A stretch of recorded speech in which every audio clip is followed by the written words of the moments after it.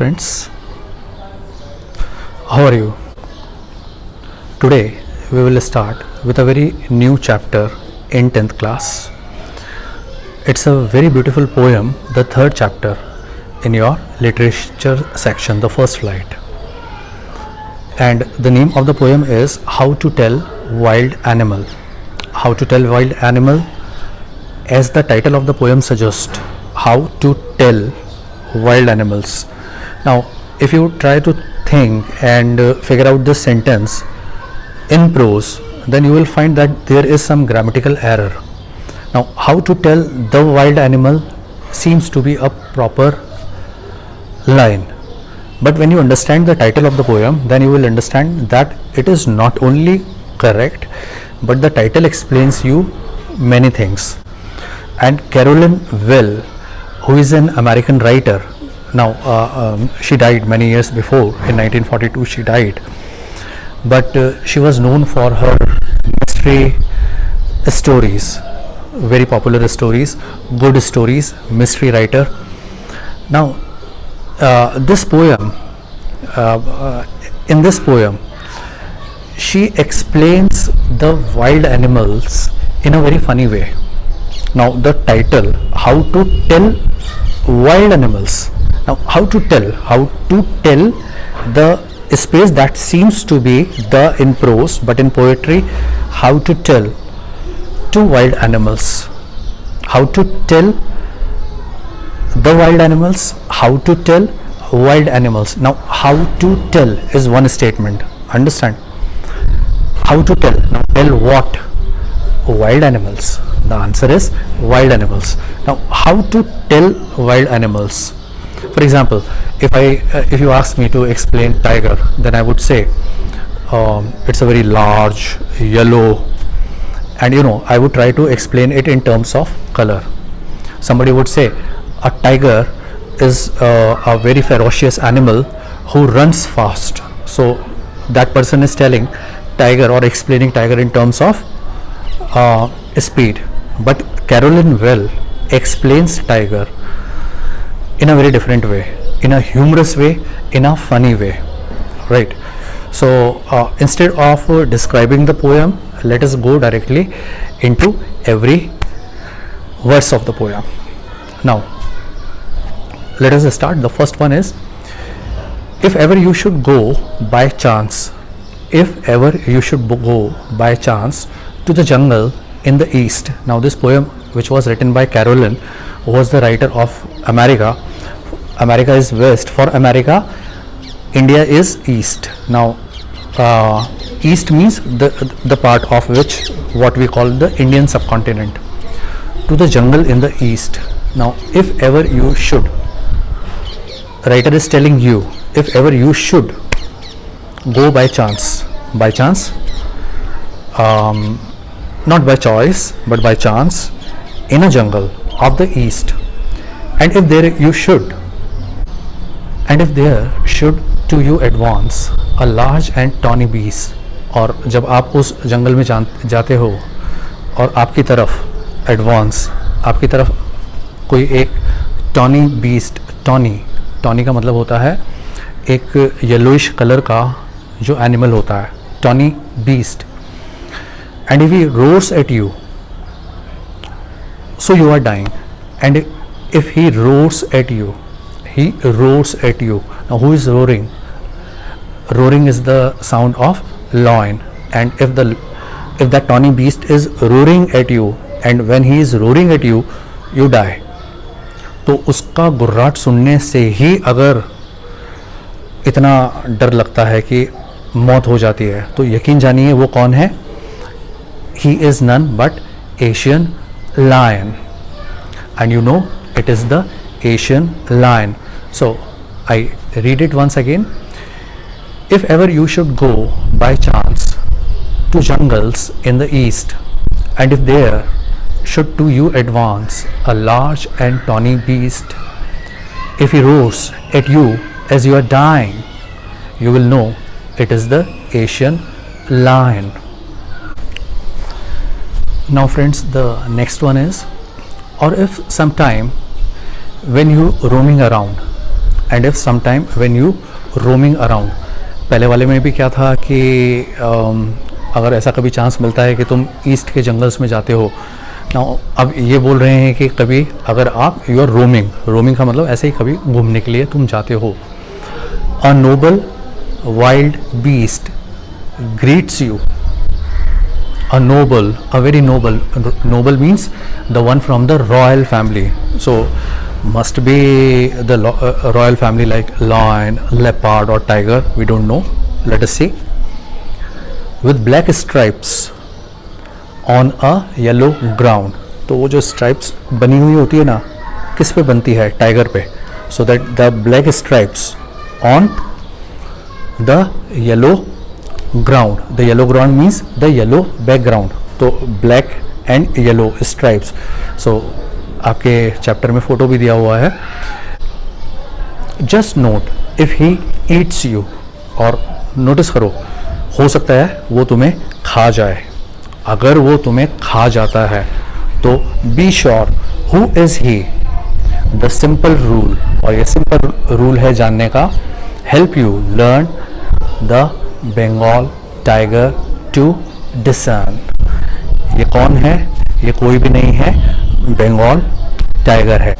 And this simple rule may help you to learn the Bengal tiger to discern. Learn, discern. See the entire of the poetry is following a similar rhyme pattern. So we will discuss the literary devices later, but let us first understand learn, discern. Now discern का मतलब होता है, it's a beautiful word that means to recognize.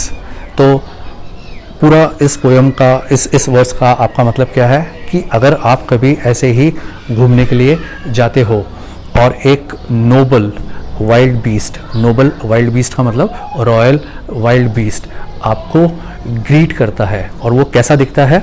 With black stripes is on a yellow ground. Yellow ground, ground का मतलब है यहाँ पे background. Just notice if he eats you, and if he eats you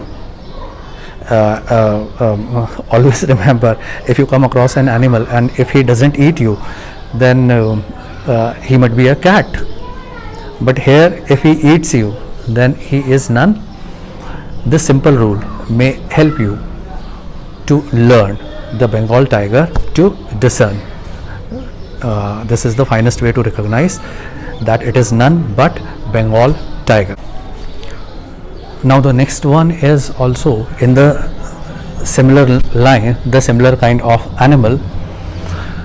If strolling forth, strolling का मतलब भी होता है, जैसे उसमें कई जगह आपको वर्ड दिया है रोमिंग. नाउ स्ट्रॉलिंग, स्ट्रॉलिंग का मतलब walking casually. Strolling fourth, a beast you view. A beast you view, एक तुम्हारे को बहुत बड़ा बीस्ट मिलता है. बीस्ट का मतलब जानवर होता है. whose hide with spots is peppered. whose hide whose hide with spots is peppered. whose hide का मतलब होता है skin, the skin of the animal. whose hide with spots, और उस पे स्पॉट्स है, धब्बे हैं, is peppered. वो जो peppered spots होते हैं उन्हीं को बोलते हैं. as soon as he has leapt on you. Now leapt is the next form of the verb leap. leap का मतलब होता है to jump. leap का jump, leap का मतलब क्या होता है? to jump. as soon as he has leapt on you, you will know it is the leopard. और जैसे ही वो आप पे कूदता है, immediately you would know it is none but a leopard. Now, it will do no good to roar with pain. It will do no good to roar with pain. roar का मतलब बहुत तेज चिल्लाना, दर्द से. तो भाई जब लेपार्ड तुम्हारे पे हमला करेगा तो तुम्हें दर्द होगा. तो उस दर्द से चिल्लाने का कोई भी फ़ायदा नहीं होगा, क्योंकि उस दर्द से तुम चिल्लाओगे तो लेपार्ड पे कोई फ़र्क नहीं पड़ेगा. लेपार्ड फिर भी तुम पे जंप करेगा. He will only leap and leap again, और वो तुम्हारे पे बार बार कूदेगा. Right. So we learned the three wild animal in a very funny way. The first is none but a lion in the jungle. What he is doing? He would kill you simply. The second is Bengal tiger, and how first one would kill you? When he roars, that roaring would kill you. Bengal tiger, of course he would eat you. You are a wonderful lunch or dinner for Bengal tiger. और third one कौन सा है? Third one is leopard, and what this third one is doing? He is doing a great thing. He would again and again jumps on you. He won't kill you in a single instance. वो आपको धीरे धीरे हल्के हल्के मारेगा. Then recognize that it is none but a leopard. Now the next one is really very interesting. If when you are walking round your yard, if you are walking round, देखो हर उसमें जंगल में हो या आप अपने घर में हो, you are just strolling, right, and you are in a very good mood, you are not going anywhere. तो कभी टहल रहे हो, कभी भटक रहे हो. If you are walking round your yard, आप अपने घर में ही भटक रहे हो, you meet a creature there. You meet a creature there. और वहाँ अगर आपको एक creature मिलता है who hugs you very very hard. Now who hugs you very very hard. Now, किसकी क्वालिटी होती है? जिसको बोलते हैं ना हम एक फ्रेज भी है इंग्लिश का कि he has given me a bear hug और she has given me a bear hug. bear hug का मतलब होता है बहुत टाइट हग, इतना टाइट कि हड्डियाँ टूट जाए. एक्चुअल में ऐसा नहीं होता है, but you feel the pressure. तो कई बार हम बहुत जब खुश होते हैं, किसी से बहुत दिनों के बाद मिलते हैं, and when we hug then it is known as why bear hug, because bears are known for their hugs. अगर आप उनके पास जाओगे वो इतना टाइट आपको हग करेंगे कि आपकी जान निकल जाएगी. और आगे राइटर कहता है if you have any doubt I guess he will give you just one more caress. और अगर आपको डाउट है कि बेयर ऐसा नहीं करते हैं तो he will give you, let him come, उसको आपके पास आने दो, and he will give you another caress and you won't forget that hug.